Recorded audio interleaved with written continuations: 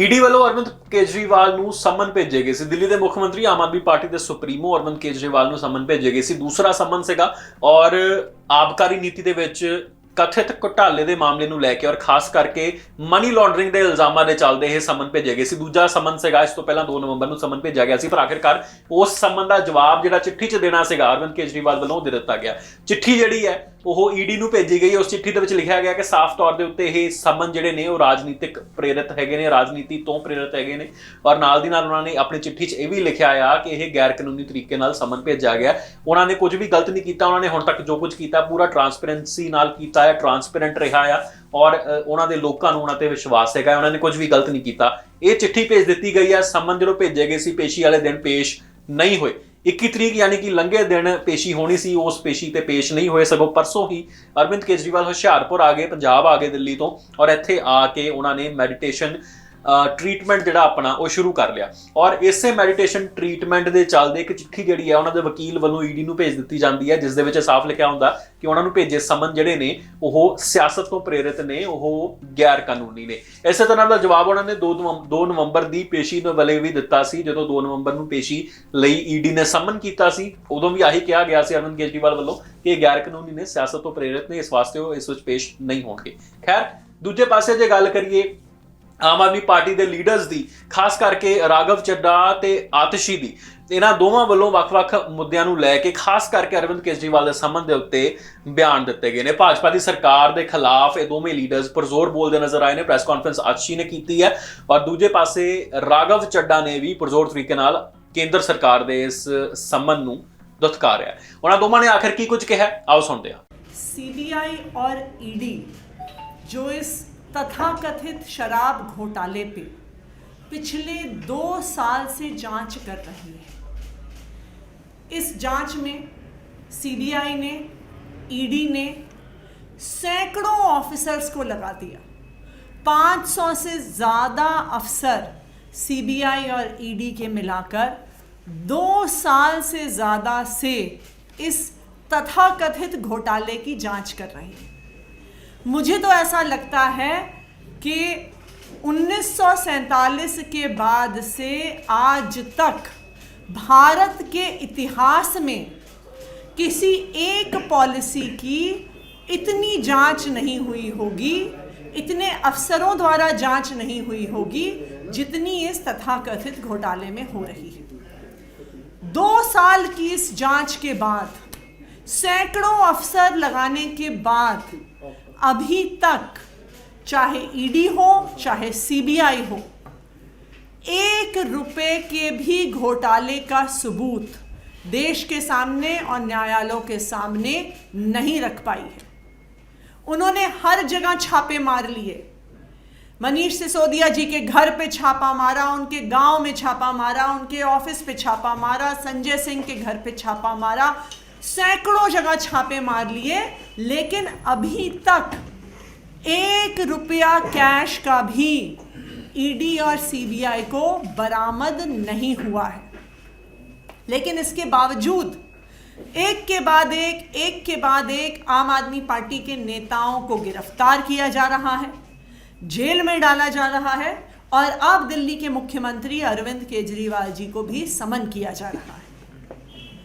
तो बिना किसी सबूत के, बिना कोई पैसा बरामद हुए हम इन गिरफ्तारियों को, इन समन्स को कैसे समझें?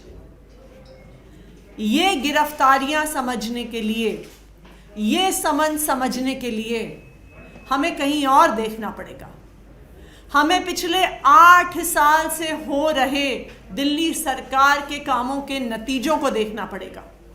पिछले 1 साल में हो रहे पंजाब में कामों को देखना पड़ेगा, चाहे वो बिजली हो, चाहे वो पानी हो, चाहे वो स्कूल हो, चाहे वो अस्पताल हो। जहाँ जहाँ पर आम आदमी पार्टी की सरकार बन रही है वहाँ पे बड़े बदलाव आ रहे हैं। भारतीय जनता पार्टी ने देश के इतने राज्यों में इतने सालों से सरकार चलाई है, पर आज तक वो 24 घंटे बिजली और मुफ्त बिजली नहीं दे पाए हैं। भारतीय जनता पार्टी ने इतने राज्यों में सरकार चलाई है, लेकिन कहीं पर भी वो प्राइवेट स्कूलों से बेहतर स्कूल नहीं दे पाए हैं। भारतीय जनता पार्टी ने इतने राज्यों में सरकार चलाई है, लेकिन वो मोहल्ला क्लिनिक जैसा मॉडल जहां पे हर व्यक्ति को फ्री इलाज मिलता है, फ्री दवाई मिलती है, फ्री टेस्ट मिलता है, आज तक देश के सामने नहीं रख पाए हैं।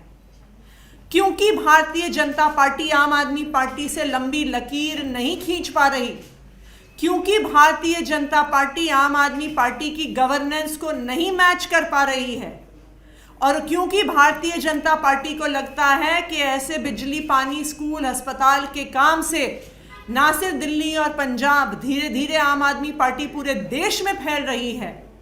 तो आम आदमी पार्टी की इस ग्रोथ को रोकने के लिए, आम आदमी पार्टी की बढ़ती हुई लोकप्रियता को रोकने के लिए, आम आदमी पार्टी के बढ़ते हुए चुनावी ग्राफ को रोकने के लिए भारतीय जनता पार्टी एक एक करके आम आदमी पार्टी के नेताओं को गिरफ्तार कर रही है। चाहे वो सत्येंद्र जैन हो, चाहे वो मनीष सिसोदिया हो, चाहे वो संजय सिंह हो।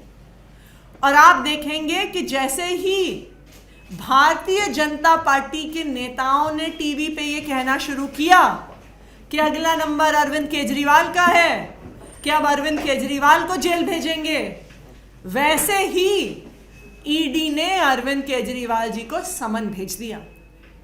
तो ये पूरा देश देख रहा है, ये जग जाहिर है कि जो समन अरविंद केजरीवाल को आया है, ये ईडी का समन नहीं है, ये किसी इन्वेस्टिगेशन का समन नहीं है, ये भारतीय जनता पार्टी का समन है, ये भारतीय जनता पार्टी के डर का प्रतीक है, ये भारतीय जनता पार्टी जो आम आदमी पार्टी की गवर्नेंस को मैच नहीं कर सकती है, ये उसका प्रतीक है। लेकिन मैं भारतीय जनता पार्टी शासित केंद्र सरकार को ये बताना चाहती हूं कि हम आपकी ईडी और सीबीआई की धमकियों से डरने वाले नहीं हैं। चाहे दिल्ली हो, चाहे पंजाब हो, हम यहाँ के लोगों के लिए काम करते रहेंगे, और देश भर में आम आदमी पार्टी का संगठन, आम आदमी पार्टी की लोकप्रियता बढ़ती रहेगी।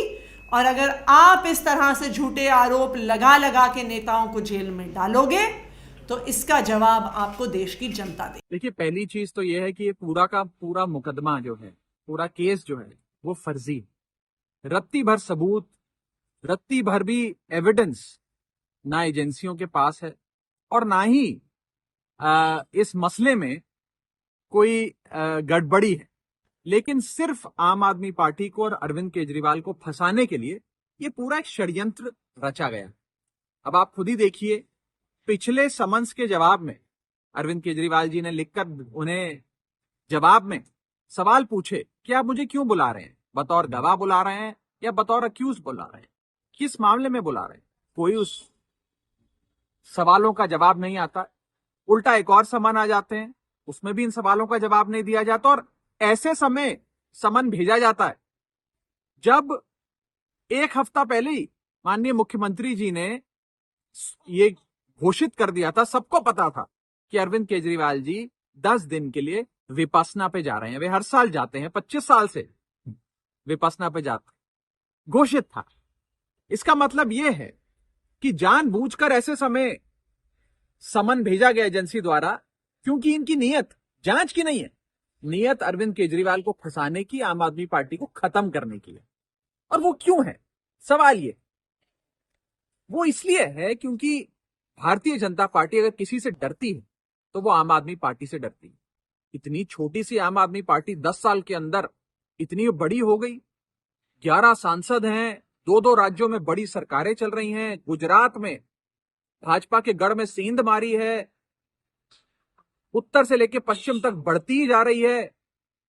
इससे भाजपा डरती, और इसी के चलते ये समन भेजे जाते हैं आम आदमी पार्टी को फंसाने के लिए। और आप एक और चीज देखिए, बीजेपी के नेता समन आने से पहले मीडिया में ये घोषित कर देते हैं कि हम अरविंद केजरीवाल जी को समन भेज रहे हैं।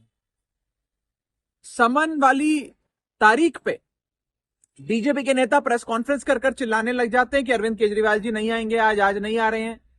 तो हमें तो ऐसा लगता है कि ये समन एजेंसी नहीं भेज रही है, ये समन तो बीजेपी भेज रही है। बीजेपी द्वारा ही ये समन बनाए जाते हैं, भेजे जाते हैं।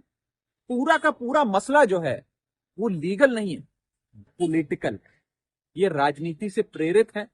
हम इसका खंडन करते हैं। सियासत की, राजनीति की लड़ाई राजनीति के मैदान में होनी चाहिए। इस प्रकार से सियासत एजेंसियों का इस्तेमाल करके नहीं होनी चाहिए।